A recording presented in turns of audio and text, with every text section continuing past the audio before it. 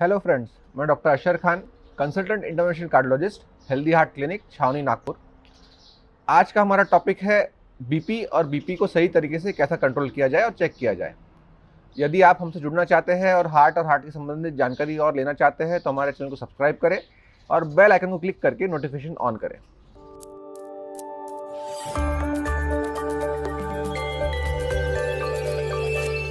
Blood pressure एक बहुत common problem है और आज के ज़माने में हर घर में कोई ना कोई पेशेंट रहता ही है। हम लोग जनरली ये कहते हैं कि बीपी को रेगुलर चेक करना चाहिए और उसको सही तरीके से रीडिंग लेके अपने बीपी का कंट्रोल करना चाहिए। एक अनकंट्रोल्ड ब्लड प्रेशर कई बीमारियों को इनवाइट करता है, जैसे कि स्ट्रोक, पैरालिसिस, हार्ट अटैक और heart failure. High blood pressure कई बार कोई सिम्टम नहीं करता है और सिर्फ चेक करने पे ही मालूम पड़ता है कि पेशेंट का बीपी हाई है। आपको यदि stroke, heart attack, heart failure जैसी बीमारी से बचना है तो अपने बीपी को बराबर से चेक करते रहना ज़रूरी है और सही तरीके से चेक करना ज़रूरी है। क्योंकि इसमें कोई सिम्टम्स नहीं रहते हैं तो हम मेजर करके ही समझ सकते हैं कि हमारा बीपी सही है कि नहीं है। रेगुलरली बीपी चेक करना ही आपको बता सकता है कि आपका बीपी का कंट्रोल कैसा है और आपको और आपके डॉक्टर को हेल्प कर सकता है कि आपका बीपी की दवाई कैसी चलाई जाए और आपका बीपी कंट्रोल कैसा किया जाए। तो आप आपका बीपी कहाँ चेक कर सकते हैं?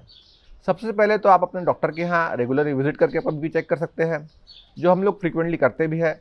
बट ये थोड़ा कम्बरसम रहता है क्योंकि बार बार क्लिनिक जाना पॉसिबल नहीं होता है कई लोगों के लिए।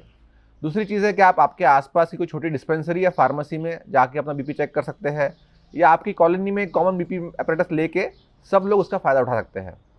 तीसरी चीज़ है कि आप होम बीपी मॉनिटरिंग कर सकते हैं। आजकल ऑटोमेटिक बीपी मॉनिटर्स आ गए हैं जिसमें बीपी लेना बहुत आसान हो गया है।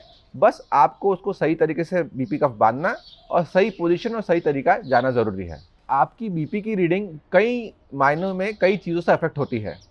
आपने बीपी लेने से पहले कुछ खाया है, चाय पी है, कॉफ़ी पी है, स्मोक किया है या फिर अल्कोहल कंज्यूम किया है, ये सब आपका बीपी अफेक्ट करता है। यदि आप बहुत ज़्यादा नर्वस हो तो आपका बीपी हाई आएगा। 3 में से 1 आदमी हॉस्पिटल में, क्लिनिक में जाके थोड़ा नर्वस हो जाता है और उसका बीपी बढ़ के आता है। इसे हम वाइट कोट सिंड्रोम या वाइट कोट हाइपरटेंशन कहते हैं। तो ऐसा कई लोगों में पाया जाता है कि उनका घर में बीपी हमेशा नॉर्मल रहता है, बट जब वो हॉस्पिटल में, क्लिनिक में जाते हैं तो नर्वसनेस की वजह से उनका बीपी हाई होता है। तो ये भी एक इम्पॉर्टेंट फैक्टर है जो सही तरीके से ट्रीटमेंट करने में रोड़े डालता है। बीपी की रीडिंग आप किस प्रकार से बैठे हैं उससे भी इफेक्ट करता है। यदि आप आपके पैर बांध के बैठे हैं या फिर आगे झुक के बैठे हैं, रिक्लाइन नहीं कर रहे हैं, बैक को सपोर्ट नहीं कर रहे हैं, तो आपका बीपी का रीडिंग गलत आएगा।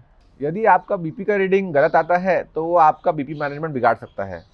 यदि आपका बीपी गलती से लो दिखता है तो आपको वो एक फॉल्स सेंस ऑफ सिक्योरिटी देता है कि हमारा बीपी अच्छा है, और यदि वो हाई आता है गलती से तो वो आपका बीपी कंट्रोल नहीं है ऐसा आपको दर्शाता है। तो इसीलिए ये एक बहुत इंपॉर्टेंट पैरामीटर है जिसे हमने बहुत अच्छे से चेक करना चाहिए और बहुत अच्छे से मेंटेन करना चाहिए। तो बीपी का सही रीडिंग लेने के पहले 7 पॉइंट्स आपने देख लेना चाहिए। सबसे पहला पॉइंट कि बीपी लेने से आधा घंटा पहले कुछ ना खाए, कुछ ना पिए और चाय और कॉफ़ी से दूर रहिए। पॉइंट नंबर 2, बीपी लेने से पहले आपने यूरिन कर लेना चाहिए। यदि आपको ब्लैडर पे प्रेशर है तो आपका बीपी बढ़ के आएगा। Point number 3, sit in A comfortable chair. एक कंफर्टेबल चेयर में बैठिए और रिलैक्स करिए, अपने बैक को सपोर्ट कीजिए और कम से कम 5 मिनट बैठने के बाद रीडिंग लीजिए। अगर आप हड़बड़ाहट में बैठने से जल्दी रीडिंग लेंगे तो आपका बीपी हाई आएगा। पॉइंट नंबर 4, आपके पैरों को फ्लैट ज़मीन पे रखिए और उन्हें क्रॉस ना करें। यदि आपका पैर क्रॉस रहेंगे तो आपका बीपी गलत आएगा। पॉइंट नंबर 5, आपके हाथ को एक टेबल पे रेस्ट करें जो आपकी चेस्ट के हाइट पे है। आप जब भी रीडिंग लेते हैं तो ये ज़रूरी है कि आपका बीपी अपरेटस और आपका हाथ आपके हार्ट के लेवल पे रहे। पॉइंट नंबर 6, आपका जो बीपी कफ हम बांधते हैं वो आपके स्किन पे डायरेक्टली होना चाहिए। यदि आप उसे कपड़ों के ऊपर बांधोगे तो बीपी सही नहीं आएगा।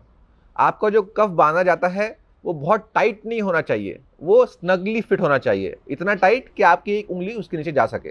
पॉइंट नंबर 7, सबसे इंपॉर्टेंट है कि बीपी लेते समय बात ना करें। यदि आप बात करेंगे तो आपका बीपी रीडिंग गलत आएगा और बीपी की रीडिंग लेते समय आपने साइलेंट और रिलैक्स रहना चाहिए। तो घर पे आपका बीपी चेक करने से पहले ये 7 पॉइंट्स का ध्यान रखें। सही और वेल कंट्रोल्ड बीपी आपकी हेल्थ के लिए बहुत इंपॉर्टेंट है। यदि ये करने के बावजूद भी आपका बीपी ऊपर रहता है या लो जाता है तो आपके डॉक्टर से ज़रूर संपर्क करें। यदि इस टॉपिक को लेकर आपके मन में कोई संशय है या कोई डाउट है तो बिल्कुल कमेंट सेक्शन में लिखिए, मैं उसका जवाब ज़रूर दूंगा। और क्योंकि ये बहुत कॉमन टॉपिक है और बहुत लोगों के काम का है, तो इसे ज़्यादा से ज़्यादा लोगों तक के शेयर करें। Thank you.